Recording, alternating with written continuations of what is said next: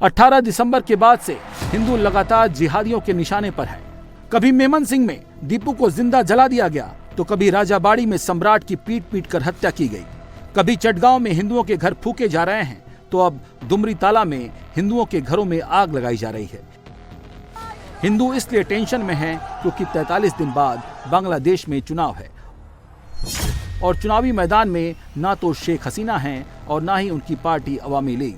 अवामी league पर पहले ही ban लग चुका है। हिंदुओं को थोड़ी उम्मीद खालिदा जिया से थी, वो भी खत्म हो चुकी है क्योंकि खालिदा जिया अब नहीं रही। चुनावी मैदान में इस बार जमात है जो हिंदुओं के खून की प्यासी है और एनसीपी है जो जमात के साथ मिलकर चुनाव लड़ रही है। एनसीपी का एजेंडा भी सामने आ गया है। वो बांग्लादेश को मुस्लिम राष्ट्र बनाना चाहती है। मैं आज नेशनल सिटीजन पार्टी में शामिल हो रहा हूँ। ये पार्टी जुलाई क्रांति के साथियों द्वारा गठित की गई है।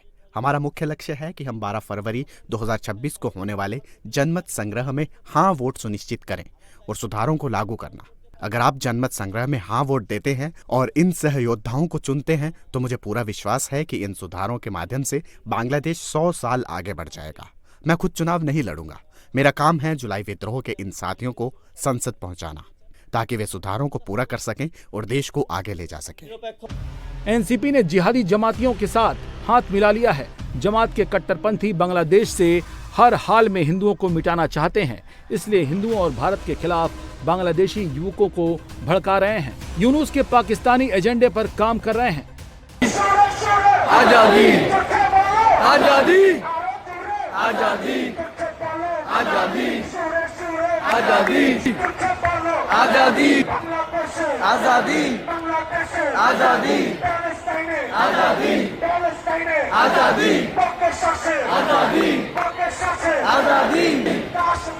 आजादी आजादी आजादी आजादी आजादी आजादी। यूनुस की सरकार ने जिहादियों को खुली छूट दे रखी है। जिहादी पिस्तौल लेकर मंचों पर जा रहे हैं, छात्रों के आंदोलन में शामिल हो रहे हैं।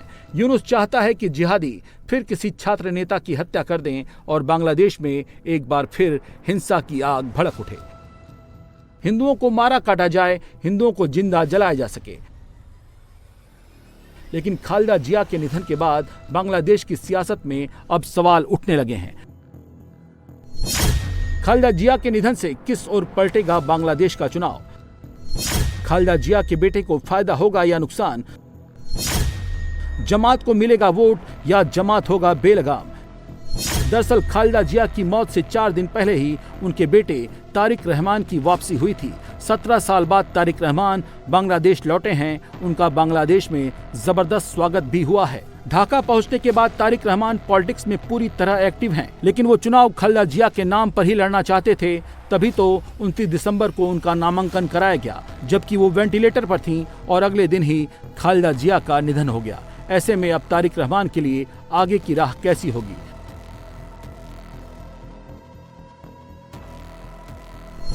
तो माना जा रहा है कि खालिदा जिया के निधन से तारिक रहमान को चुनावी फायदा मिल सकता है, क्योंकि उन्हें सहानुभूति वोट मिल सकता है। तारिक को सहानुभूति वोट मिलने का मतलब है कि जमात सत्ता से दूर जा सकती है। अल्पसंख्यक हिंदू भी तारिक के सपोर्ट में खड़े हो सकते हैं, क्योंकि उनके पास तारिक के अलावा कोई विकल्प नहीं है। बांग्लादेश लौटने पर तारिक ने हिंदुओं को भरोसा भी दिलाया था। तारिक रहमान ने कहा था, बांग्लादेश जितना मुसलमानों का है उतना ही हिंदुओं का भी है। अब हिंदुओं को यही आस है कि 43 दिन बाद तारिक रहमान सत्ता में लौटें ताकि उन पर होने वाले अत्याचार पर लगाम लगे। अगर ऐसा नहीं हुआ तो हिंदुओं के लिए बांग्लादेश में रहना किसी नर्क से कम नहीं होगा।